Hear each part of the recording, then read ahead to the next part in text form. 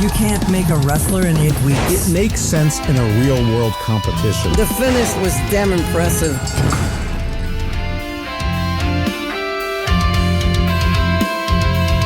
Welcome, everyone, to episode 2, that is 2, of Legends and Future Greats, LFG, episode 2. No, we still did don't you have... say that again? Do. Do. Is that not the sound? Correct me. We say do. Do. French is the worst.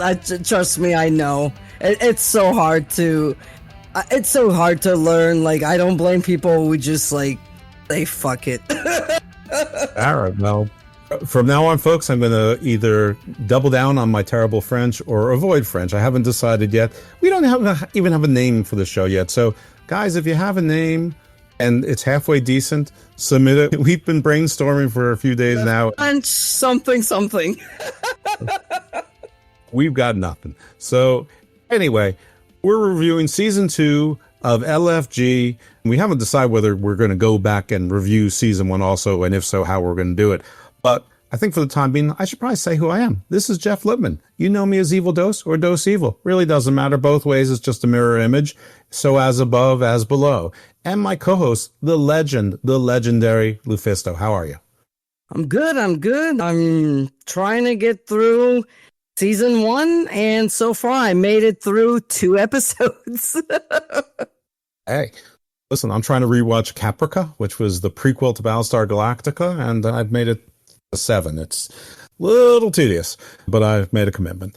So, when last we left our gang at the Performance Center, Booker T was throwing a tantrum about how the fix was in and all of the people he had put work into. The favorites had been picked by Michelle McCool, who's clearly working in tandem with The Undertaker. And Booker was very upset, and that was the cliffhanger. And we pick it up with Book saying, I'm going to win anyway. And he comes right back. All the damn work I put in with you. This is some bull. All right? That's some bull. Okay, well. You got a target on your back now. I was upset, but after rethinking it and composing myself, I'm the creative champ. I'm winning anyway. And a wet fart, he just got pissed for a second, thought about it, came back, and that was the end of it. Nothing else. And that, folks, is our Dude Wipe segment of the week.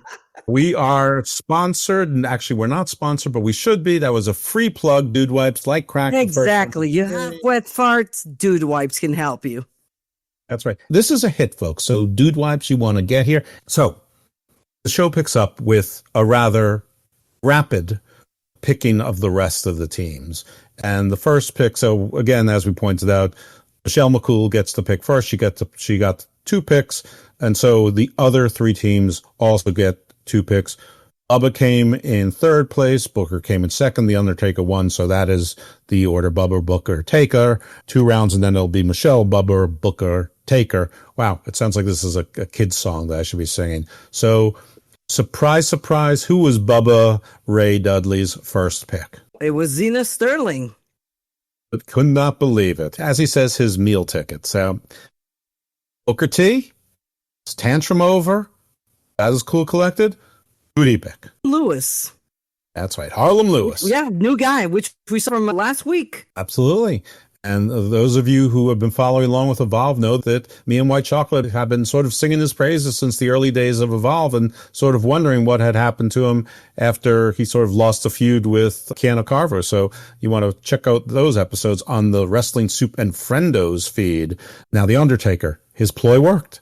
And he basically lets everybody know. He goes, how the hell do you expect to win when you let a guy who was in the final slip through your fingers? Shiloh Hill, come on over here, baby. So he does. That's all I'll have to say. He was smart. I really like to see The Undertaker being sneaky. It's so far from the Undertaker character. He pushes Booker's buttons, and I don't know if you noticed, but he has no patience for Booker's bullshit either. Booker's like being loud, and he's cheering when he's not supposed to be, and you see Undertaker just looking at him and rolling his eyes. And I really like the dynamic of Undertaker being fed up with Booker. I see myself in Undertaker. It's the same thing when I watch NXT. See, my cat even agrees. She says she's all about the show. Yes, she wants to talk about Undertaker. She likes the Undertaker. But yeah, we feel the same exactly, like him coaching with Booker and me watching NXT. I actually think Undertaker loves Booker, but I think he knows exactly how to look at him. I think Bubba Ray is not nearly as good as plucking those cords as he thinks he is, but he's happy to be part of Team Undertaker. Michelle McCool, she's still a little okay. She's still a bit of a mystery to me, but we're going to find out a little bit more about her. She seems to be a thinker. Like she thinks a lot. Oh yeah, but my favorite part of the episode is going to come out, and you probably have figured it out already. And it might well be my favorite part of the season already in episode 2. But before we get into that, so Bubba picked Elijah Holyfield. He wanted the party girl, Haze Jameson. And then an interesting interaction with Bubba, who had the second to last pick. He goes into the ring, he walks, and he's dramatic that way.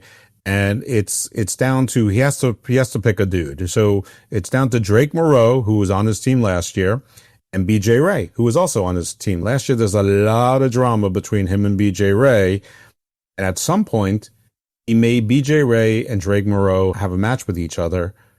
He picked BJ Ray, so Bubba, who doesn't like BJ Ray, gives the choice to Drake. He goes, "Drake, you want to do this again?"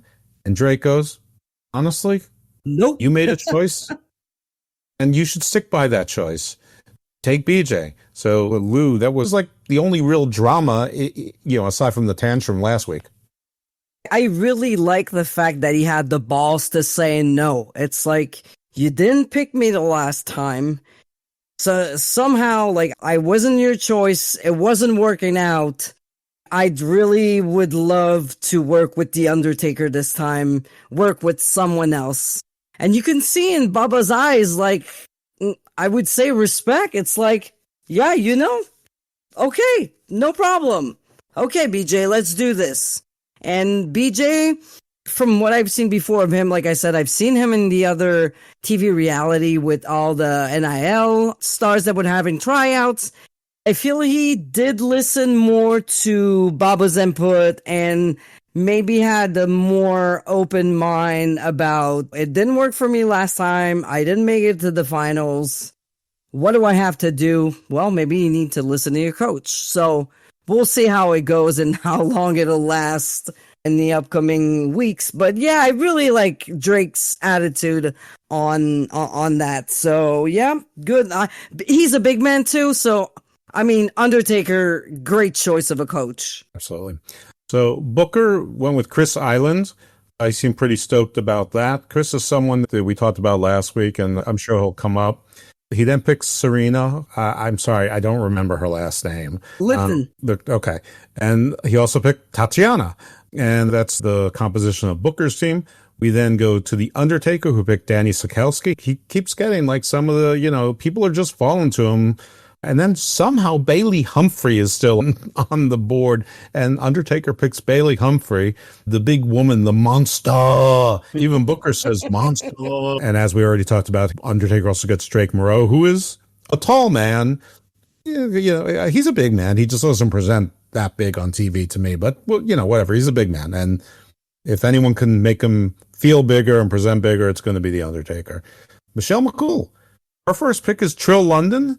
Interesting pick, out of the gate. Obviously, we don't know what they know. Then she says somebody reminds her of herself, young, athletic. She picked Summer Sorrell. Okay. And yeah, that's it for the teams. Yeah, that is it for the teams. Then we then go with the coaches. They basically show us each of the coaches basically doing what I called an orientation talk with the students. But did you gain anything from like their opening words to their teams? I really like that The Undertaker said, like, all veterans, when you get to be a veteran or you're the one with the most experience in a match, you are the one that gotta make the other person shine. You gotta, in the process, make yourselves look good, of course, but you gotta make them look good as well. The number one thing has to be safety. It's not about hitting your spots. It's not about doing everything you can in that match and running spots and no. What can you do with this person who's new so they look good, you look good, and everybody's safe?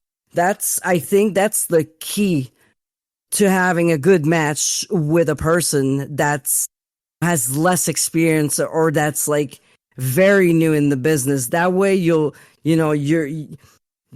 not going to have probably, matches that are like, I hate the term 5-star because I think it's bullshit.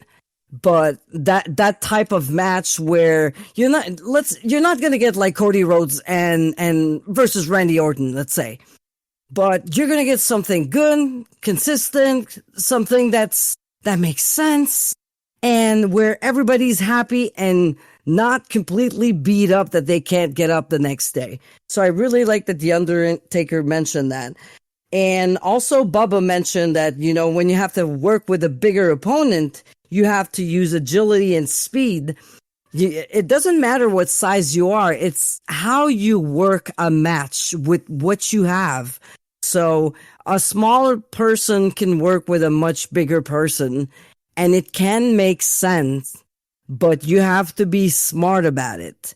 You can't technically pick up the bigger person, but you can be quicker and you can be smarter. You can work around it. Like usually the bigger person's a little bit, slower. So how can you work with that so that the match makes sense? We were talking last year about Dani studying Rey Mysterio to get inspired because she's one of those smaller girls, and it makes sense again, I would say.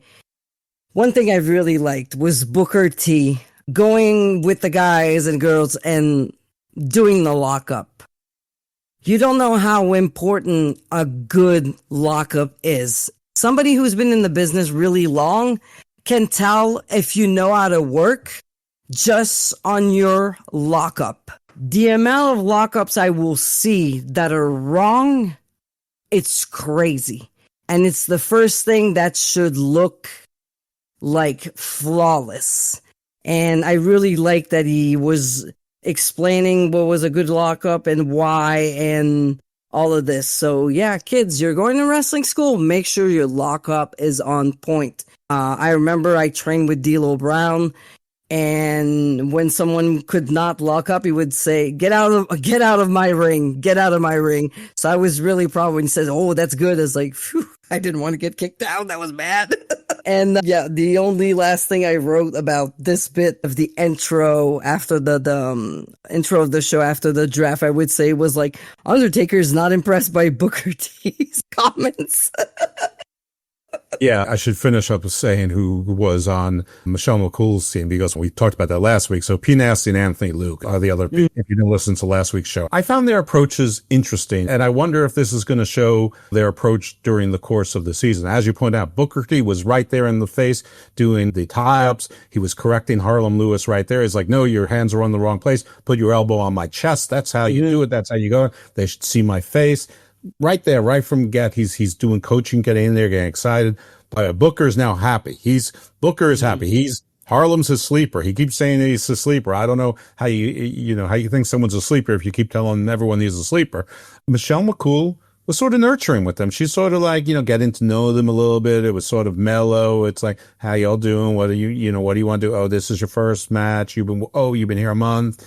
Undertaker, as you said, he's basically schooling them. He's sort of like setting the tone, but he's active, but not physically active. He's like, this is sort of how and Bubba is sort of fooling around. He's trying to get a feel for Haze Jameson. And he's like, oh, are you like her that you're just going to start laughing for no reason at all? He's sort of clowning around a little bit, even though he doesn't like it when other people clown around. maybe you're flirting a little bit I with don't the girls? clowning around because in my generation, like veterans would do that. It's more of a testing kind of thing to see how serious you are and if you're worth all the knowledge that he's about to give to you. That I really see it as testing. Maybe it's because it's something that I've experienced myself. They see if going to say something silly. They'll look at if you're laughing or you're actually trying to understand what was said. And then they'll go from, oh, so you think it's funny, or, okay, you get it now. So I just think he's more of a old school mentality of testing and pushing buttons and see what sticks or whatever. Yeah, that's how I see Bubba. Did you hear what Haze said where she like embarrassed herself? She saw swallowed on her word because I couldn't make it out. So I don't know what it was that she was so embarrassed about. Which coaching style do you prefer? That is obviously directed to you. I prefer the Undertaker because he looks, he analyzes, and then he's going to explain before doing anything in the ring. He's going to tell you why he's doing, let's say, I'm doing the lockup this way because it will bring this, and you need to present this to the crowd. I like that he's giving the information before, so when you actually step into the ring, you know why you are doing it this way. That's how I try to teach as well. Because that's something I've always felt was missing, was the why. Why do we do this? Why does it have to be this way? What's the purpose of it? And I feel that Undertaker's answers those questions. Well, listen, it's hard to argue with the Undertaker's success, his own body of work. He won last season. But I sort of like Booker style. I like he's going in right for business. We're starting right now. Right now is when you start learning, people. Right now, school is in session. It's time to go to school. Want to be serious all the time. At least he says, play, practice like you play, or whatever he said last week where he was giving the speech. So anyway, most of this show was actually matches with people who we did not see last year. There were 4 new contestants. And there was an interesting trend. I wonder if you noticed it or an interesting results. But the first match was Trill London versus Drake Morreau. Now, Trill indicated to me that he likes playing the face. He came out crawling. He's wearing like a hockey mask like Michael Myers. He's in not quite a Shield tactical vest, but he looked like a heel coming out. The judges are like, ooh, a lot of charisma. We like that. So obviously they know wrestling more than I do, but I watch it, and I've watched it for 52 years. And the guy came out like a heel, but he's supposed to be the face. I mean, did you take anything from that at all? He could look like a heel and be the biggest baby face. The Undertaker, for example. So, yeah, when you first see him, you're like, okay, he moves like a heel. He has a kind of a style of a heel. But then when he removes this mask, he has that grin, that smile. He's full of charisma. So there's like a clash of look and kind of what he's projecting. And that makes him very interesting. So to me, that's the first thing that came to mind is like, oh, he's different. So different is good in wrestling. You don't want to look like someone else. Sometimes it's a good thing, but most of the time it's like, okay, I've seen one like that before.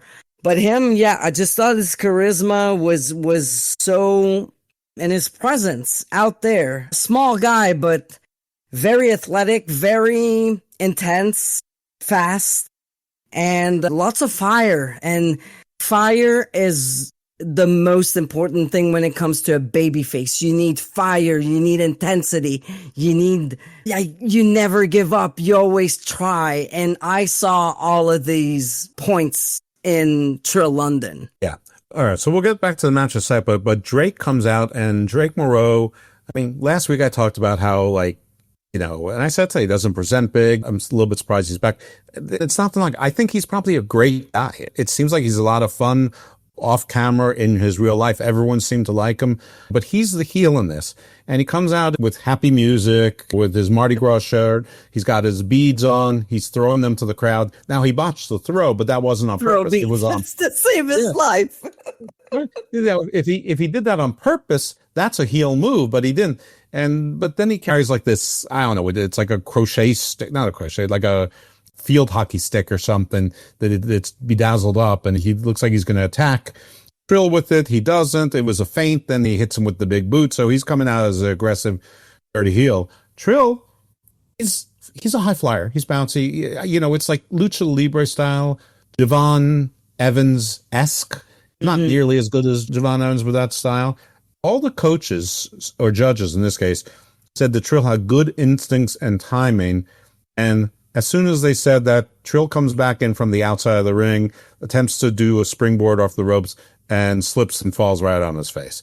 And then Drake hesitated, almost as if he was worried, and the coaches were like, do something. Then they're like, don't coach. I'm not coaching. I'm cheering. And then finally Drake does a move, and then he does a choke slam, an Undertaker choke slam for Drake win. The veteran gets the win. But what do you think about this match? What do you think about Drake's delay? Was it like... Yeah, at first I feel like I was confused if is he a heel or a face? But as soon as the music kind of stopped and he started working around the crowd, looking at them like they were pieces of shit. And then that boot right in the face. And he slowed down the pace.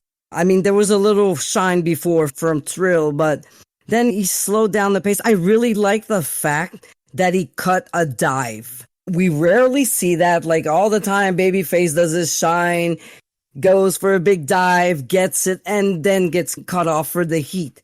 Now it's like the dive was cut off and was the cutoff, and then Drake went for the heat. Trill was always fighting back, which showed his tenacity. He was working hard at never giving up, and little hope spots here and there, and good cutoff, another like crazy boot to the face. When it comes to the finish, the main problem is that Drake hesitated, because it would have been, let's say after the botch, he grabbed in and gave him like the choke slam right away. The botch could have been something planned for Drake to capitalize on it.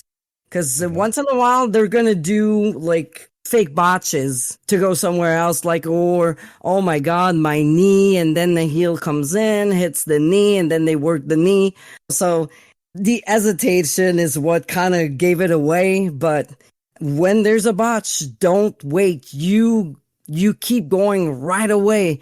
Don't give time to people to notice it's a botch. Because guy falls face first, and he grabs in, picks him up right away for the chokeslam 1, 2, 3. It's like, oh wow, he was smart. He capitalized on a mistake from Trill. So yeah. Can I ask you a question? Besides that, like the big guy was not bumping at all. Like he kept getting hit, was staying up, and finally they were able to get the dive at the end of the match, because first he tried, didn't succeed. At the end, on his comeback, then he succeeds. I thought that was a good match. Like it's probably my favorite of the show, because the two guys work very well together. The little guy, big guy, the combo made sense. It was quickness versus strength and size. The only thing, again, the end of it, but overall, great stuff. I agree that overall, I thought the match was pretty good, and actually the moves were pretty good, and that they worked pretty well together. In that ending, the question I have for you is, whose job is it to know that they should act quickly? Is it the wrestler, or is the ref supposed to be there and give the signal that it's okay, keep going? Or is the wrestler supposed to know that? I mean, these guys are green as grass. So, and in fact, so's the referee. I mean, she's a relatively new ref, but I don't remember seeing the ref being very active and running there. So I don't know if that's supposed to be the signal. No, I didn't see the ref go check if there was something wrong with London. But at this point, like this match, most of it has been talked about backstage. They know what the finish is. So it would have been Drake's job to, as soon as like the other guy like falls flat on his face, right away go, like he knows they're in the go home spot. It's going to end in a matter of seconds. You know, there's how many moves there were left, like one or two. Maybe it was going to hit something. Maybe it was like more of a falsie, like a AJ Styles, like flying, like forearm, and then 1-2 big guy kicks out, or maybe it was the first bump of the big guy, or who knows. But yeah, I mean, it was kind of Drake to say like, okay, no, right away, capitalize on it so it won't look as much as a fuck up than it is already. Okay. All right, the next match is Summer Sorrell versus Dani Sekelsky. It's Dani's second year. She's the former Tennessee Titan cheerleader. Summer comes out as the heel. Doesn't look like a heel generally. She's, and she's also the person who I saw one son evolve, and it looked like she was too slow for school. But she came out basically playing the hot mean girl, and she did a good job of her. The body language is there. Took her like a couple seconds before she got into position and started. She did like her entrance pose, like, so it wasn't straight out of the back, but I'll give her a pass for that. But it worked. Dani ended up winning this match. In the ring, we could see like, okay, she's a heel. She's a mean girl. She's like, for some reason, I just thought she reminded me of Britney Spears so bad. There was something really like Britney Spears, like, yeah, the resting bitch face. But yeah, I was like, yep, this is like, gimme, Britney Spears. For some reason, I was like, this is so like, or what's that song, like the slave song or something? I was like, she reminds me of Britney Spears. It's if you're working asking me for me, for Britney so yeah. Spears song names, you're asking the wrong guy. I'm a slave for you. Won't start singing though. Now, Toxic and Oops, I Did It Again. That's probably about it. So Dani won this match with something I don't think I've seen before, which was basically a submission. She did like a hyper-extended, basically a leg pull, and there was a submission win where, again, the veteran won and the rookie lost. I thought Dani, as usual, her placement, her footwork, her energy, her athleticism was spot on. And I thought Summer did pretty well for herself, but still a bit wooden, but she showed more personality. But I've noticed a few things. First of all, you remember how I said lockups are very important? They're the first thing usually when you will see. They had a weak lockup. It was so fast. Some of the moves, you didn't have time to appreciate them. What I really like, though, is that the heel was cheating. My God, it's so easy. It slows down the pace. It gets people behind the babyface without having to work your ass off. It's easy and it always works. One other thing, and it's a problem of the most of the girls, they keep their head down and their hair is always in the face. What is selling a match is not the move, it's the face and the expression you're selling to the people looking at you. So if you can't get that hair out of your face, ponytail, just find some clips, find something, but get that hair out of your face. And for Christ's sake, keep your back straight and your head up. Like looking at the mat, it's never good. Sometimes they were too close to the ropes. So always go back to the middle, which they did on the submission that I thought was really nice. They were close to the ropes and they kind of worked their way back to the middle of the ring camera side. So that was really good. Summer's forearms were not clean. She needs to work on those. Besides that, the thing, I didn't like the finish. The move itself was great. But they didn't work the leg no fucking way, nowhere in the match. Right. And like, okay, so she's submitting on the leg move, which looks painful, let's be honest.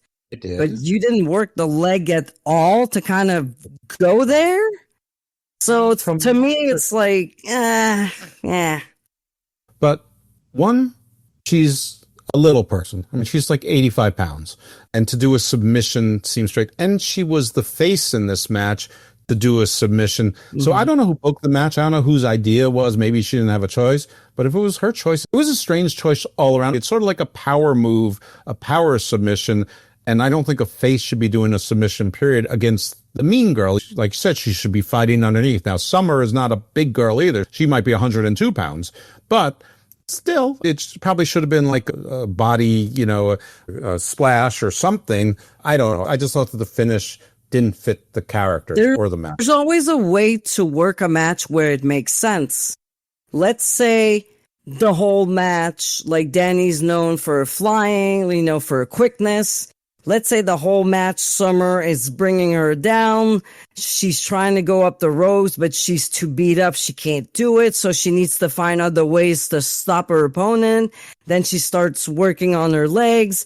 And when she's down during the heat, she's like hitting the legs, punching the legs, trying to bring her down and trying to put her into holds. But then she gets pushed back because she's, again, so small. But then she always tries to go back to those legs because she can't fly. She can't pick her up because she's so beat up. And then it makes sense that she uses a submission. It would have made more sense if she was working the leg. And even then, like, if you keep working the leg, I mean, such a submission, the way it stretches a limb, it doesn't matter how big you are. It fucking hurts. But it's always how you build the match. Like, there's a way to make sense pretty much of everything if it's built correctly. But I just thought, like, yeah, there's a submission out of nowhere from a babyface for no reason. So, that was not the best thing. And as much as last week I thought, like, everything she was doing seemed to have, like, impact behind, like, she still did this week, but a little less. Like, her offense needs to be so much bigger is better. If you're punching, I want to see that punch go all the way back, extend your arm completely, and then bring it forward completely. The fact that she's so small, she needs to make everything way bigger. Exaggerated, yeah. There was also a callback to last season, and it was actually the one where Michelle McCool was sort of a guest extra judge, and Dani wanted to use one of his submissions. Oh, I saw that clip, though, the Hell's Gate. Right, the Hell's Gate, and, Michelle coached her into asking the Undertaker for permission, and he did.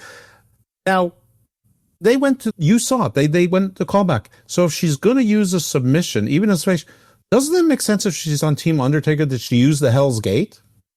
Well, she used it before. It's like 100%. I was surprised when Summer tapped out because the first thing that came to mind is like, isn't she using the Hell's Gate? Didn't make, like, even if I didn't watch the first season, I knew about it because it was everywhere on social media. And I'm like, they're not using, I didn't get it. Yeah. Yeah, Borash is there. They mentioned it too. All right. Well, the next match was probably our most interesting matchup. We've got the sleeper that's not a sleeper, Harlem Lewis versus sexy BJ Ray, sort of Booker's sort of the guy he's reluctantly stuck with. It's like the polar opposite of sexy Zena Sterling. So actually we see Harlem cutting a promo in the beginning, which is actually sort of interesting. That means that they believe he can, and he did. And he basically said something like, BJ, I love you, but when we're in the match, you're dead to me. Hey, I respect BJ Ray because I seen from season 1 to season 2, he's been putting in that work.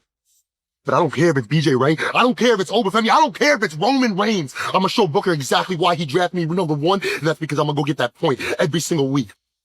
BJ, I love you, but in that ring, you're dead to me. And I believed every word of it. I like that quote. Yeah, and I believed it too. I thought he was going to be blown up from that promo. Just breathe between the sentences. But yeah, I really like that. I love you, brother, but when we're in there, you're dead to me. So it was like, it felt like he had that promo. He knew exactly what he wanted to say, but I don't know if he was nervous or he had like, you got to do this in 30 seconds. Who knows? But yeah, you don't have to rush the best promos where you can hear every word and make you think also that you have time to digest what was said. Think about Jake Roberts. What a great promo. Just well. But I mean, he doesn't have to speak so softly because he has that intensity. So BJ comes out and he's a bit clowny. He's coming, all preppy. He's got his like white shirt with his collar popped. He's got a silly, visor on sideways, and he's doing his little poppy dance and whatever. But the crowd's giggling and they're like, how's this guy going to be a face? Booker's even's like, no one's going to cheer for this guy. But they were cheering for the guy, and apparently he's got a saying where he's going to say, I have ice in my veins. In my veins. Yeah, apparently it's a kid stuff, and I'm not cool enough to understand it. But apparently the crowd got it, so, I mean, there's something there. Hey, ice in the veins could be on a shirt, so it might work out. But I don't know if you would agree, but I thought DJ looked like a courier delivery man in that gear. I mean, it sort of looked like he was dressed like a newsboy, but he was an adult. So, I mean, it was more like Eugene, dressed like a child. I don't know. Yeah, the paper boy. You remember Paperboy on the NES? That's BJ. Blowjob. Booker called him pudgy. And he is a little pudgy. Or he was anyway. I can tell you, I've seen pictures of him since. He's gotten himself He's very round, but he's not fat. He's just stocky. Remember Jericho back in the day? Like, he was a little... People were calling him Piggy. Like Piggy Jericho. There are a lot of wrestlers now. I mean, listen, because more people are more natural now. You have more normal bodies. Long gone are the days that we thought that Kevin Von Erich wasn't in shape because Kerry Von Erich was in shape. I mean, that's gone. But I don't know. I feel like he is more of a Dalton Castle frame than a Chris Jericho, but I mean, that's not important. The thing is, if you see pictures of him now, he's gotten himself into shape, which is probably part of their frustration because they probably saw pictures of him, Duke, and they probably know he can. The first time I saw Gable Stevenson in WWE and he took off his shirt, I'm like, what? And then I saw the Olympic pictures and it was a totally different body. I'm like, it's like a shoot wrestler off season. Yeah, that's exactly right. But in the show I do with Gospel of Thomas, we talk to some wrestlers and they call it when you're paid to diet. I'm like, what? Like when you're paid to be on TV, that you're being paid to diet. I'm like, oh, all right. So, okay. I'm always off season, so I can't relate. But at some point, it looked to me like BJ might have knocked himself a little loopy. Did you see that, or was I making things up in my head? I wasn't sure, the match was better last week. He had a little bit more personality, but he's still kind of bland to me. He doesn't speak enough when he sells. There's no sound or barely coming out of his mouth. And let's be serious. In 28 years of wrestling, the amount of barbed wire pants I have seen, if I don't see any more, I'm fine with that. They need to change his style. I was not joking last week when I said this guy shave his head or cut his hair, let him grow a mustache, let his hair chest. I felt like he kind of shaved it this week too. I was like, oh no, it's not that I'm really big on chest hair, but it made him different. So I was like, so generic, because I feel he could be so much more, right? If he's not Albanian, you're not interested. It's not that I'm not interested, as I feel he could be so much more. And they're already oh my God, this guy's so great. Let's not sleep on him. Yes, but no. Change things. Change a few things, because he's very inderific right now. The pants gotta go. The bandana gotta go. And I might be harsh on him, but it's because I believe there's really something to do with him. He could speak. He's intense, but there needs, I don't know. You know how they were talking about last week, oh, he's a loner, he's kind of awkward. Why they don't lean into that? Because right now he's a little bit of everything. And it's too much. So is he awkward or is he really intense and really out there? We don't know yet. So they need to find a way to make him unique. And different, because right now, like I said, I've seen a dime of a dozen of people who look like that. but I think he could be so much more. Here's what my eyes saw. And if I didn't hear that promo where he said, BJ, I love you, which, by the way, could just be an expression. And I don't think he actually loves him, but it seemed like they like each other. They're friends, two alphas, A little whatever. romance thing.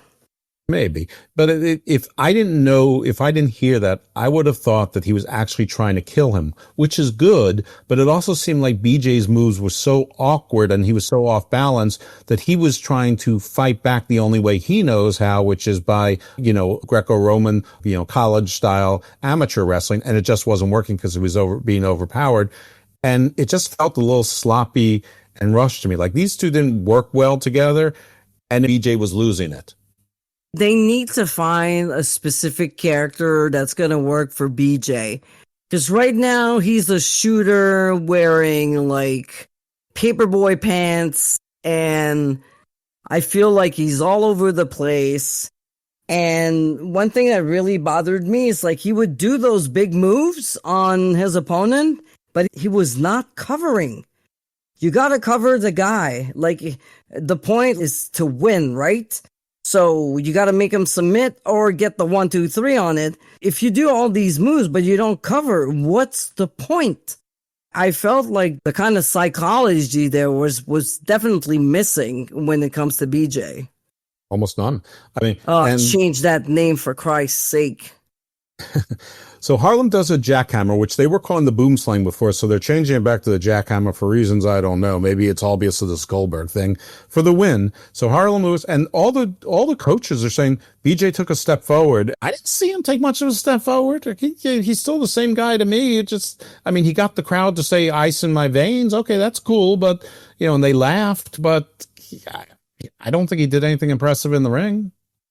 Just think like they were so impressed that he ended up being a babyface that it was a step forward in that direction where the guy can be a heel and a face now. So it is a step forward because if you can do both, more power to you. But yeah, wrestling wise, like he wrestles like a shooter, but again, like the gimmick doesn't fit. You remember Pete Gas? Mm-hmm. Sure. Yeah, that's what it's like. And I don't think a lot of people remember Pete Gas. But BJ to me is a good combination of Pete Gas and Grayson Waller, or maybe a bad combination. I was going to say they don't know what to do with Grayson Waller. Put him with BJ and the Mean Street Posse 2K25. Or just whatever is Spanish for obnoxious. Go los obnoxios, los odiosos, whatever. Anyway, the next match is Haze Jameson versus Bailey Humphrey. Haze is coming out as the party queen. I have to be honest, the way she came out, it seems uncoordinated. It seemed like a little bit more unhinged. She seemed like the drunk girl who was running through the streets after the bars closed looking for attention more than she was the party queen. It looked like she was the party amateur. The gimmick didn't really... There needs to be work on that. And Bailey needs to... Her whips are no good. Like, at the size she has, her whips are, like, super weak. And... with Ace, I will honestly say that she was my least favorite. She anticipates the bumps. She doesn't know how to work with someone that's bigger. Like she keep hitting her like in the corner with kicks. It's like, girl, that's not going to do anything. Yeah, but more to the point, her she kept crossbody missing. from the second was really bad. She didn't go on the side. It looked like a vagina on the chest. Everything looks fake. Yeah, her kickouts are bad. They're weak. She doesn't turn completely. I don't know how long she's been wrestling, but I think she was there last season. And honestly, she looked like someone who's been wrestling for 3 weeks. Yeah, I don't know that answer, but I can tell you that she missed a lot of kicks, and so did Bailey, but I'm going to put that on Haze moving too quickly. There was a clothesline which completely missed, and you could see the judges cringing, and they don't necessarily say who they're cringing at, but, I mean, Bailey was damn good last year. She worked well for a big woman. I mean, I'm not saying perfect, but I think it was Haze. So anyway, here's my favorite part, and it was during this match. So when Bayley comes out first, Booker yells, "Monster!" And then they're like, she looks. Baker keeps saying it. Then Michelle McCool goes, "I'd be scarred." And then Undertaker goes, "Yeah, scarred too." So I'm scarred too. Fun of the way she says scared. I mean, I love that. That to me was when I decided Michelle McCool is not just an accent. You know, that's just the way that her voice is. And the Undertaker made fun of it. You know, you can see how I was saying last week. You know, maybe one of the reasons why Michelle McCool is there, it's because to show the dynamic between husband and wife who are doing the same thing, who have the same passion. Then you can see it there. Like, he literally is laughing at his wife. And she's like, fuck you. The life lessons everywhere. Life lessons, from the kids to the adults, all the way there. And then and Undertaker was also playing and he was giggling that the crowd was chanting, "Bailey's gonna kill you." Mm-hmm. But yeah, bad kicks from both, a missed clothesline. Bailey did a really impressive gorilla press belly buster that led to a kick out, which seemed to me to be strange. Yeah, that should have been like, the finish was damn impressive, but yeah, from the press, there was no way this girl, one thing she could have done is 1, 2, pick her up. That would have been great. Bailey's finisher looks great. It's very impressive. Oh, yeah. It's it's almost like they have to do the Macarena before she can lock it in because it looks so good in the finish. It's just, every time it just bothers me so much. There's so much coordination between the placement of the hands. Again, like I said, the Macarena, I feel like that's what's happening there. I liked it better when she did the skull crush. It fits. She's got traps. She's got delts. I liked that finish though, because it's not something you see often. And I felt like it could be almost like Brock Lesnar's F5. Yeah. No, it looks great. It takes too many steps for me for it to set up. Maybe the rest of the world, that maybe they don't care anymore. So Bailey won. So did you notice anything on the wins and losses? Bailey, like every veteran won besides PJ. Exactly. They're still trying to humble him, but they're still giving him the carrot. So, listen, this one thing I know about WWE and guys like BJ, he's not going to win this competition, but he is going to have a job with the WWE. How long it'll last, I don't know, but like him or hate him, he's gonna be around. Like The Miz. Yeah. Only bet to lose. And then Bailey did a promo post-victory, a good little promo. I don't really remember anything noteworthy about it, but she's basically saying, "I'm going to kill you all. This is my year, roar." And then she flexed, and it was simple, and it got to the point. You don't need to talk for freaking 15 minutes, like a good 30 seconds. Like, fuck. One of my best promos was 15 seconds. Hey, I came, I saw, and I dropped the bitch on her head. Ha ha, and then left. Sometimes it needs to be simple and quick, short and sweet. It tells everything in like 15 seconds. Absolutely. Yeah, you're right. I mean, to her point, it was pretty quick. But all right, so then this is the first week where teams get points. And so there was a vote. All 4 judges voted for Dani.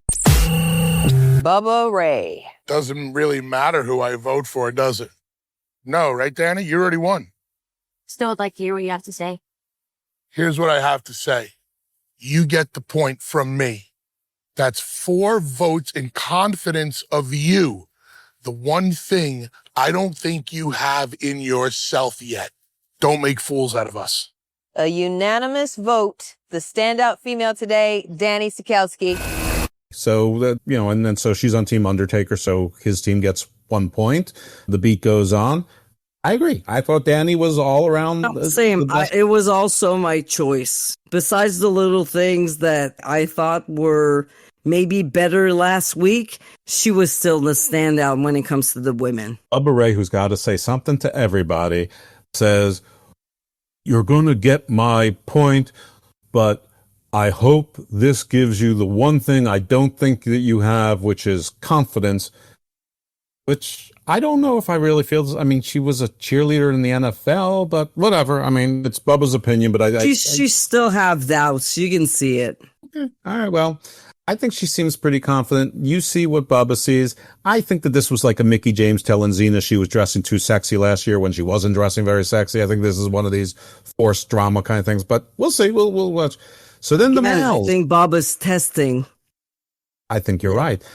I just don't know why he's testing other people's teams unless he's trying to get them to fail. Unless he's trying to play mind games on them so that his team has an advantage. He's trying to bring that fire out. Oh yeah, he thinks I can do it. I'm gonna show him.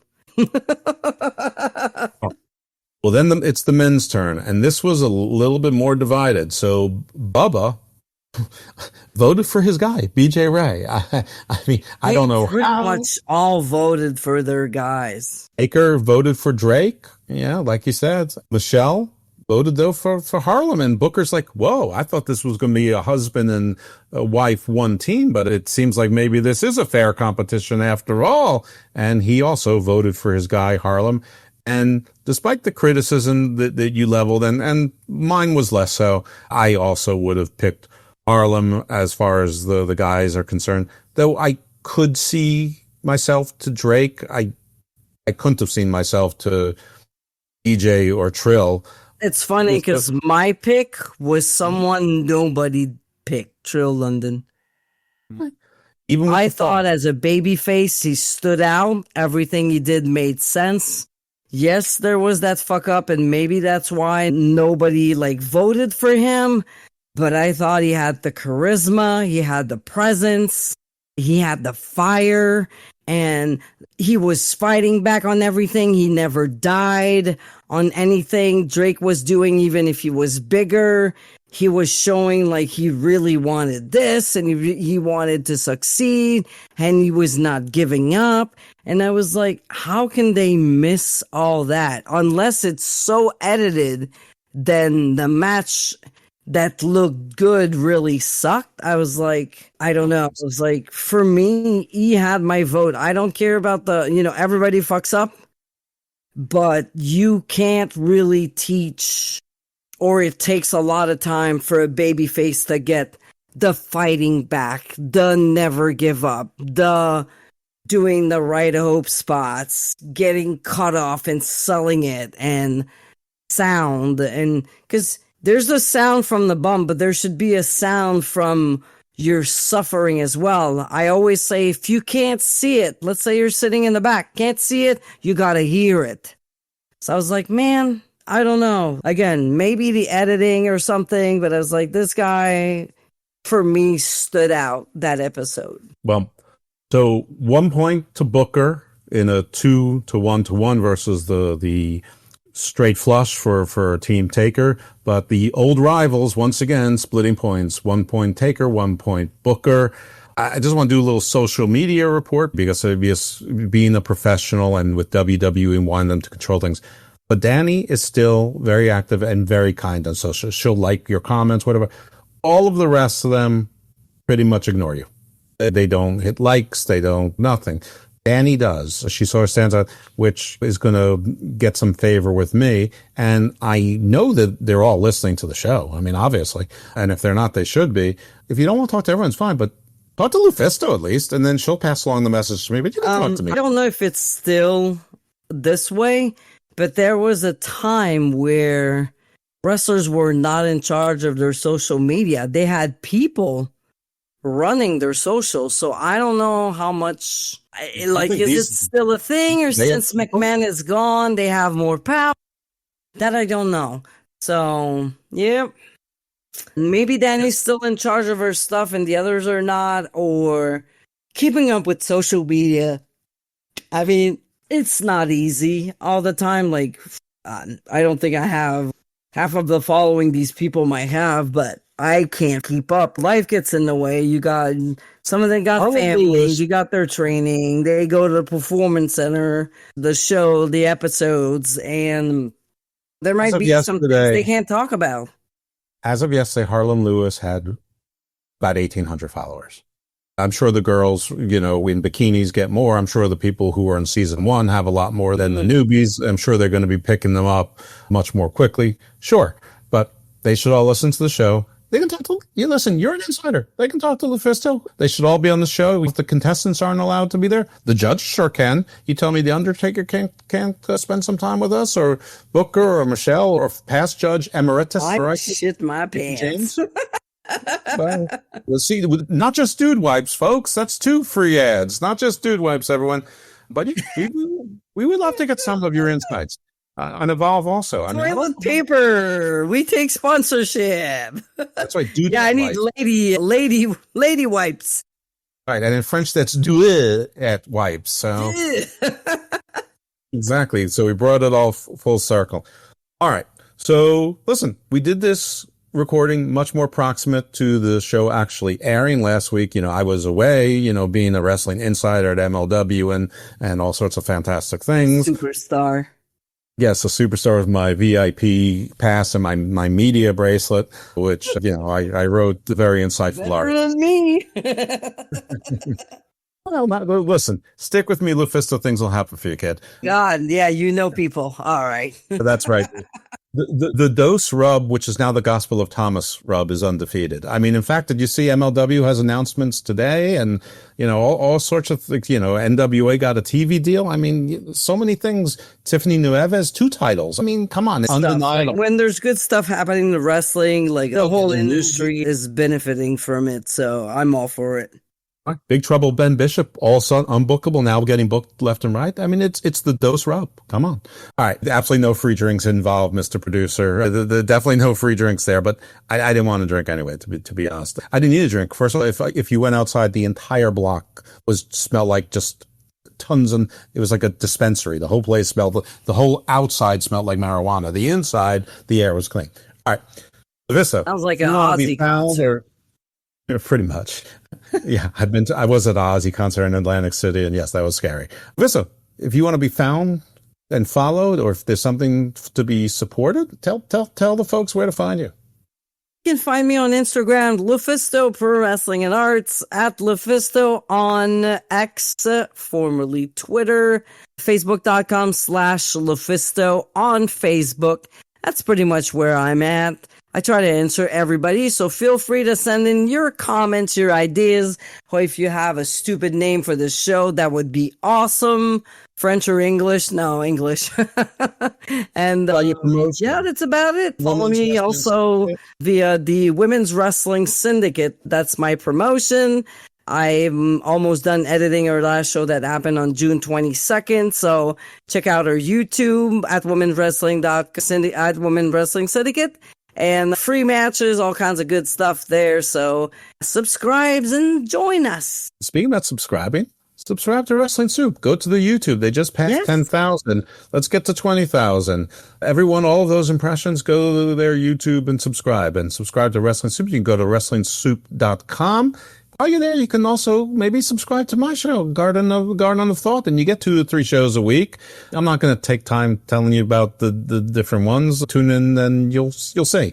Check out all of the other affiliate shows. We've got Spitball Media, we've got Toonie Town Wrestling, we've got Pro Wrestling Times, the Alleged Wrestling Podcast from Ireland, the Drew Yari Experience, which I do NXT PLE reviews with him, and we did Worlds Collide.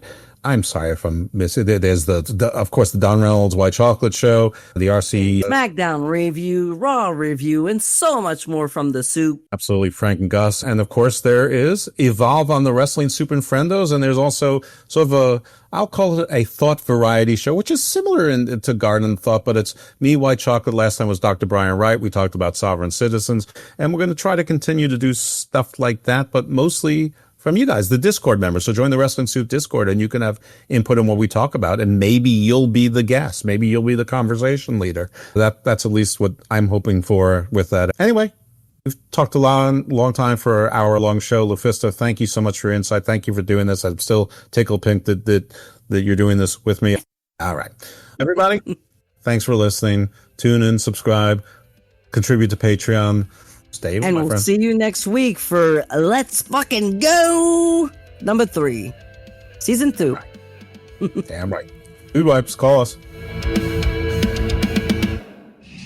For years, LuFisto has been a cornerstone of women's wrestling, a true trailblazer who has overcome challenges both in and out of the ring. She's currently recovering from lipedema, and the financial strain is immense. Let's show her the same unwavering support she's always shown us. Your contribution to her medical recovery, available through WrestlingSoup.com, will make a direct difference in her life.